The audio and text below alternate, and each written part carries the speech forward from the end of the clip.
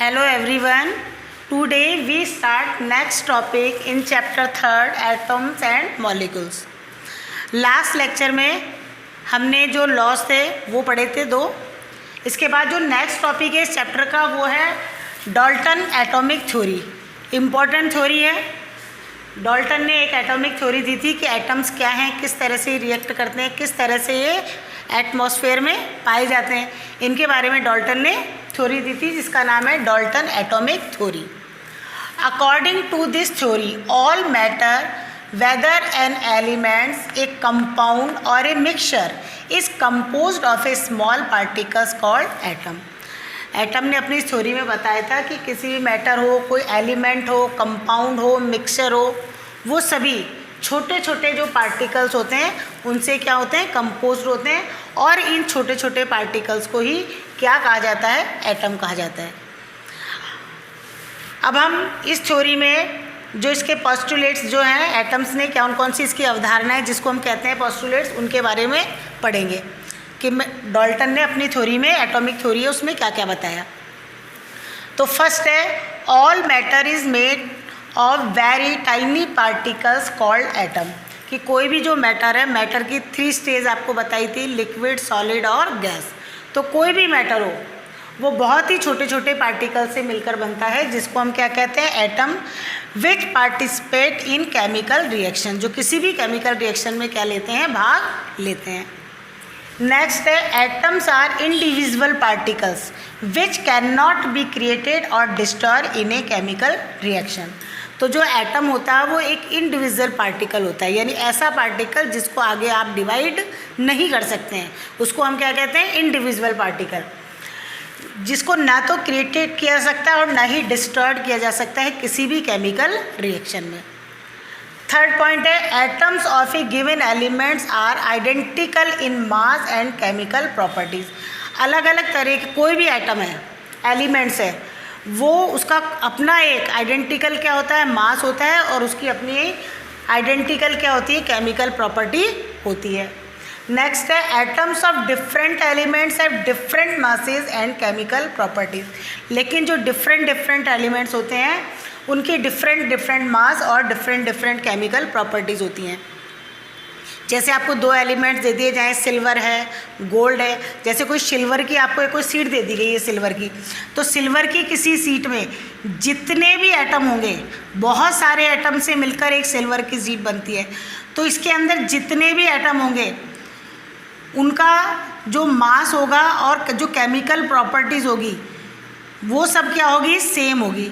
लेकिन जो different elements होंगे, जैसे एक तो आपको सिल्वर की दे दी और एक काय की शीट दे दी, आपको कॉपर की दे दी, तो कॉपर के अंदर जितने भी एटम्स होंगे उनके जो मासेस होंगी या उनकी केमिकल प्रॉपर्टीज़ होगी वो क्या होगी, डिफरेंट होगी. यानी कभी भी सिल्वर की और कॉपर की जो मास है और या केमिकल प्रॉपर्टीज़ है वो सेम नहीं होगी. तो फर्स्ट जो ऊपर वाली लाइन पढ़ाई है atoms of a given elements are identical in mass and chemical properties. तो किसी भी एलिमेंट्स के जितने भी एटम्स होते हैं उन सभी का मास और केमिकल जो प्रॉपर्टी होती है वो क्या होती है, एक जैसी होती है. लेकिन डिफरेंट जो एलिमेंट्स हैं, जैसे सिल्वर हो गया और कॉपर हो गया, तो इनके जो मासेज होंगे और इनकी जो केमिकल प्रॉपर्टीज़ होगी वो क्या होगी, डिफरेंस होगी. नेक्स्ट है atoms combine in the ratio of small whole number 2 from compounds. तो एटम्स जो होते हैं वो होल नंबर्स के साथ में या जो रेशो होता है उसके साथ में कंबाइन होकर के क्या बनाते हैं, कंपाउंड्स बनाते हैं. जैसे एग्जांपल है कंपाउंड का हाइड्रोजन H2O. तो वाटर का जो वाटर क्या है, कंपाउंड है, और इसमें एटम क्या है, H2O. तो कंपाउंड क्या, एटम्स मिलकर क्या बनाते हैं, कंपाउंड बनाते हैं. तो वाटर में हमेशा हाइड्रोजन के कितने होंगे, 2 होंगे, और ऑक्सीजन का क्या होगा, 1 होगा. तो जो इनका रेशो होगा वो बिल्कुल क्या होगा, एक निश्चित रेशो होता है जिसमें ये क्या होते हैं, कंबाइन होते हैं. नेक्स्ट है the relative number and kinds of atom are constant in a given compound. अब किसी भी कंपाउंड के अंदर जो नंबर है, नंबर ऑफ काइंड्स है एंड एटम्स हैं, वो बिल्कुल क्या होते हैं, कांस्टेंट होते हैं. जैसे वाटर है वो हमेशा किससे मिलकर बनेगा, हाइड्रोजन और ऑक्सीजन से ही मिलकर बनेगा. अमोनिया है वो किससे मिलकर बनेगी, नाइट्रोजन और हाइड्रोजन से ही मिलकर बनेगी। ऐसा नहीं है कि आप हीलियम और ऑक्सीजन को मिला करके वाटर बना लें। तो इस तरह से आज हमने 6 पॉइंट पढ़े हैं डाल्टन की थ्योरी के। अब नेक्स्ट है व्हाट इज़ एटम। एटम क्या है? वैसे तो हम पीछे से ही पढ़ते आ रहे हैं। Atom is a individual particle, किसी भी मैटर का इंडिविजुअल पार्टिकल जिसको आगे आप डिवाइड नहीं कर सकते हैं। It is the smallest unit of matter which may और may not an independent exist but always take part in a chemical reaction, कि या तो ये स्वतंत्र भी हो सकते हैं और स्वतंत्र नहीं भी हो सकते हैं, इंडिपेंडेंट, और हमेशा केमिकल रिएक्शन में क्या करते हैं, पार्ट करते हैं। तो बहुत सारे मैटर होते हैं गैसेज में, सॉलिड में, लिक्विड में। जैसे इसका एक एग्जांपल है हीलियम।